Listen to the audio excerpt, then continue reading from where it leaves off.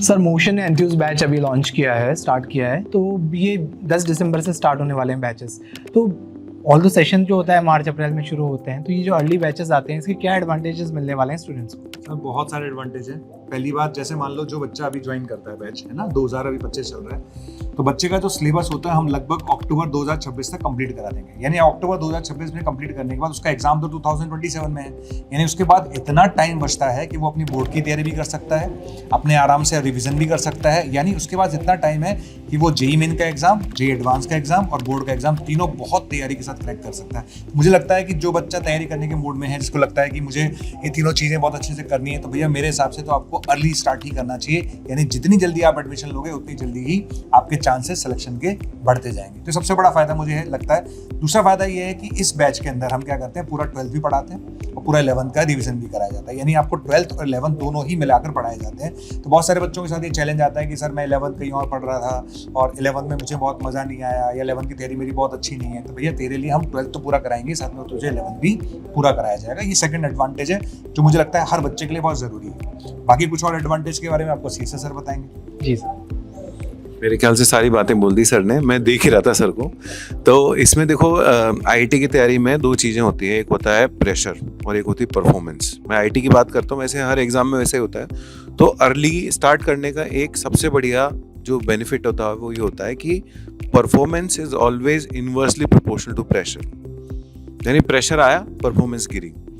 तो जो बच्चे अर्ली तैयार करते हैं उनका क्या है, टाइम पे कोर्स हो जाता है, थोड़ा सा स्मूथ भी चलता है। प्लानिंग ऐसी होती है कि कम क्लास लगती है पर वीक। मान लीजिए मैं क्लासेस बहुत ज़्यादा लगाऊंगा तो उसको रिवीजन का टाइम नहीं मिलेगा, होमवर्क का टाइम नहीं मिलेगा, एक्स्ट्रा कोई बुक ट्राई करनी है, PYQs ट्राई करने तो टाइम नहीं मिलेगा। तो when you start early you finish early and your pressure will be less. If your pressure is less, performance is better. तो सिंपल एक रूल तो यही है। दूसरा आपको एक चीज़ बताऊँ, आजकल जिस तरह का कल्चर चल रहा है, जहाँ बच्चा 9th-10th में HC वर्मा करके बैठ जाता है आईटी की तैयारी करने वाला, IJSO के नाम पे जो पहले किया करता था, जूनियर साइंस ओलंपियाड के नाम पे। अभी जैसे अभी मैं कल NACP का एग्जाम था, तो मैं कम से कम 5 से 7 ऐसे बच्चों से मिला जो 10th में है और आधा 11th कर चुके हैं वो, और उनके 50-50, 60-60 मार्क्स आ गए। मैंने देखा, मैंने कहा तुम तो इतने छोटे हो भी 10th में हो। उन्होंने कहा सर हमने HC वर्मा कर रखी है। तो जो 11th वाला पोर्शन था उसमें भी आधा किया हुआ है, और आप देखो 216 में से वो 50-60 नंबर लेके आ गए वो बच्चे जो अभी 10th में हैं। और ऐसे कई सारे बच्चों को मैं जानता हूँ जो 10th में होते हुए 11th कर चुके हैं। एक स्टूडेंट हुआ करता था जो जिसकी 4th रैंक आई थी लास्ट ईयर, तो उस बच्चे ने when he was in 10th class उसने 12th तक कंप्लीट कर लिया था।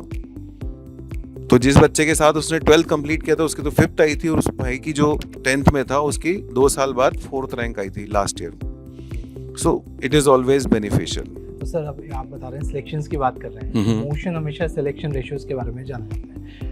तो अपने आपको काफ़ी सालों का एक्सपीरियंस है, तो स्टूडेंट जो अर्ली स्टार्ट करते हैं, ये जो हमेशा आते हैं अर्ली बैचेस आते हैं, इसके साथ जो कम्पीट करते हैं उनको क्या रिजल्ट्स में भी एडवांटेजेस मिलते हैं? Definitely we can not quantize it, because ये तो प्रोबेबिलिटी, यू कह सकते हो प्रोबेबिलिटी बढ़ जाती है। तो क्वांटाइज तो नहीं बोल सकता, पर ये कह सकते हो कि जैसे मान लो कोई आया बच्चा आईआईटी की तैयारी कर रहा है, उसकी सेलेक्ट होने की प्रोबेबिलिटी x है, तो x + डेल्टा x ही होगी अगर अर्ली स्टार्ट करता है। तो मैं भी इसमें एक पॉइंट करना चाहूँगा। जैसा कहता है ना कि रोड के बीच में चलोगे और रोड के साइड में चलोगे, तो आप कहाँ पर ज़्यादा सेफ? रोड के अगर आप साइड में चलोगे तो ज़्यादा सेफ हो, यानी डेफिनेटली प्रोबेबिलिटी आपकी ज़्यादा सेफ होने की रोड के साइड में। उसी तरह से जो बच्चा जितनी जल्दी तैयारी करेगा ना, उसके पास टाइम ज़्यादा है, ठीक है, रिवीजन करने का भी टाइम है। इवन आप जो सर की एक बात मुझे बहुत अच्छी लगी, सर ने बोला एक्चुअली क्या होता है कि जब आपके पास टाइम बहुत कम होता है ना, तो आप अननेसेसरी के प्रेशर में आ जाते हो। होता क्या है कि जैसे मेरे पास टाइम बहुत कम है, तो मुझे लग रहा है मेरा 12th का बोर्ड कैसा होगा, मैं प्रेशर में हूँ। तो हम क्या करते हैं, हमारा जो मेन टारगेट था जेईई मेन का या जेईई एडवांस का, उस टारगेट से हम हट जाते हैं। तो जितनी जल्दी तैयारी करोगे ज़्यादा टाइम मिलेगा, तो प्रेशर आपके पास कम होगा। जितना प्रेशर कम होगा उतने आपके परफॉर्मेंस के चांसेस ज़्यादा होंगे।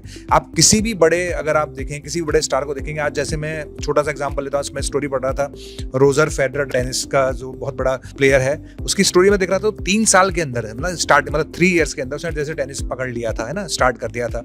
आप सचिन को देख लो, बहुत सारे एग्जांपल्स हैं जिन्होंने बहुत अर्ली स्टार्ट किया है। तो जितने भी बड़े स्टार्स हुए हैं हाँ वर्ल्ड में, वो सब ने बहुत कम एज में स्टार्ट किया है। और मेरे ख्याल से अभी एक चेस चैंपियन है डी गुकेश, तो सारे एग्जांपल्स ये शो करते हैं कि जितना आप जल्दी स्टार्ट करोगे आपके सिलेक्शन के चांसेस हमेशा उतने ज़्यादा होंगे। ठीक है, तो मेरे हिसाब से तो मेरे सवाल का जवाब मिल गया होगा आपको। जी सर, बहुत सारे स्टूडेंट से बात करी थी जिस सेशन 2025 वाले मेंस जब जनवरी अटेम्प्ट आया था तो वो ये कह रहे थे कि हमारे पास इतना टाइम नहीं था कि जनवरी अटेम्प्ट को इतनी अच्छी प्रिपरेशन के साथ दें, तो वो पहले से क्लियर अपना माइंड लेके जा रहे थे कि मैं अप्रैल अटेम्प्ट में ही निकालूंगा, ये तो मैं बस प्रैक्टिस के लिए दे रहा था। ये माइंडसेट सही है या जनवरी अटेम्प्ट को भी अच्छी तरीके से अपनी पूरी तैयारी के साथ ही देना? मैं आपको एक बात बताता हूँ, जनवरी अटेम्प्ट में सिलेक्शन के चांसेस हमेशा ज़्यादा होते हैं। उसका सिंपल सा लॉजिक है कि जो जनवरी अटेम्प्ट होगा उसमें जितने भी इंडिया के अंदर बच्चे पढ़ रहे होंगे उसमें से मैक्सिमम बच्चों का तो सिलेबस ही पूरा नहीं होता, तो बच्चे का माइंडसेट ही नहीं होता, उसको लगता है यार कि सिलेबस ही पूरा नहीं हुआ तो मैं कैसे परफॉर्म करूंगा। तो लेकिन जब आप यहाँ तैयारी कर रहे हो तो आपको पता है कि आपका जो सिलेबस है हम सितंबर या अक्टूबर तक खत्म करा देंगे, यानी आपका सिलेबस तो हमने पूरा करा दिया। उसके बाद हम रिवीजन भी आपको कराएंगे, फिर आपकी टेस्ट सीरीज भी चलेगी जो कि ब्रह्मास्त्र टेस्ट सीरीज है, उसमें भी आपके फुल टेस्ट पार्ट टेस्ट सारे होंगे। मतलब आपको इतनी तैयारियों से गुजार चुके होंगे कि आपके अंदर जो डर है ना कि भाई मेरा सिलेक्शन नहीं होगा या मेरी तैयारी पूरी नहीं है, वो सब खत्म हो जाएगा, यानी आपके सिलेक्शन के चांसेस बढ़ जाएंगे। और मैं हमेशा मानता हूँ, मैं फिर बोल रहा हूँ, क्योंकि सेकंड अटेम्प्ट में क्या होता है, सेकंड अटेम्प्ट में जितना बच्चा है ना वो सब अपने बोर्ड के एग्जाम से फ्री हो चुका होता है, सारी सब चीजों से फ्री हो चुका होता है, उसका पूरा फोकस सेकंड अटेम्प्ट पर है। यानी सेकंड अटेम्प्ट में सिलेक्शन के चांसेस जो होंगे उसमें ज्यादा आपको मेहनत करनी पड़ेगी बजाय फर्स्ट अटेम्प्ट के, इसलिए फर्स्ट अटेम्प्ट पे ज्यादा फोकस करना चाहिए हमेशा। कंपटीशन थोड़ा कंपटीशन कम रहता है ना सर फर्स्ट अटेम्प्ट में, क्योंकि 12th वाले बच्चे जो होते हैं बेचारे बोर्ड के चक्कर में उलझे हुए होते हैं, तो वो क्या करते हैं कंपटीशन छोड़ के वो बोर्ड में चले जाते हैं। बहुत सारे बच्चे 12th के, तो वहाँ पे कंपटीशन कम हो गया। बहुत सारे बच्चे 13th के होते हैं, बहुत लेट स्टार्ट करते हैं, तो उनका सिलेबस पूरा नहीं हो पाता। तो बेसिकली वो बच्चा जो है ना वो माइंड उसका ऐसा करता है कि यार मैं तो प्रिपेयर ही नहीं हूँ। और हमारा बच्चा कब फ्री हो गया, अक्टूबर में फ्री हो गया, उसका टेस्ट सीरीज भी हो गई, दिसंबर तक उसने सब कर लिया। इसका मतलब पूरी तरह से फ्री है, तैयार है कि मैं एग्जाम क्रैक कर सकता हूँ, तो उसका सिलेक्शन के चांसेस बढ़ गए। बाकी सर कुछ कहना चाहें? इसमें एक मैं डेटा के साथ बोलना चाहता हूँ, जैसे जेईई मेन के अंदर 99 परसेंटाइल लाने के लिए 55 से 60% मार्क्स चाहिए होते हैं। अब आप सिलेबस कंप्लीशन की क्या बात करो, अगर 60% भी सिलेबस कंप्लीट है तो उसको बस अपना दिमाग ठंडा रखना है, रिलैक्स रहना है, प्रेशर कम लेना है। 60% अच्छे से करके आ जाएगा, 99 परसेंटाइल आ जाएगा।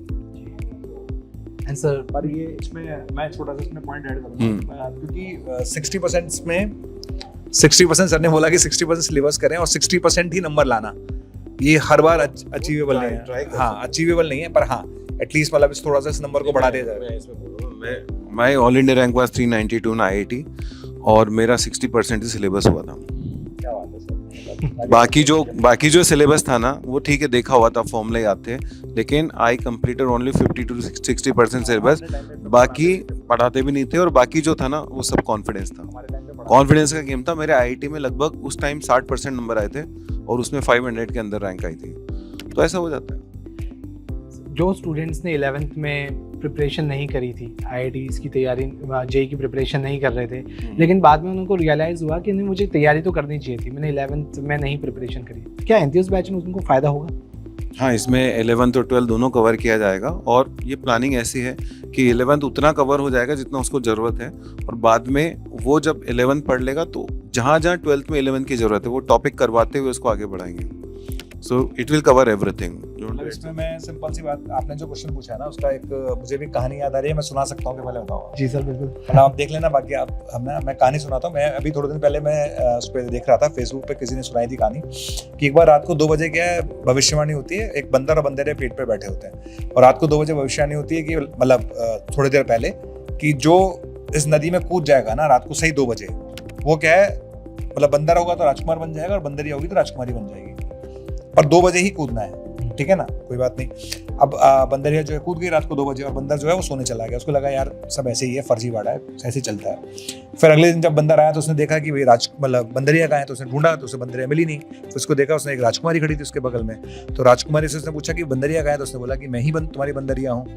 तो उसने पूछा कि तुम क्यों नहीं कूदे, तुमको भी कूदना चाहिए था। तो उसने बोला कि मुझे लगा सब भविष्यवाणी जो होती है वो ऐसी होती हैं, तो मुझे लगा कि नहीं कूदना चाहिए। तो उसने बोला कि देखो मुझे भी पता था कि मैं बंदरिया हूँ, तुम्हें भी पता था तुम बंदर हो, मैंने सिर्फ चांस लिया।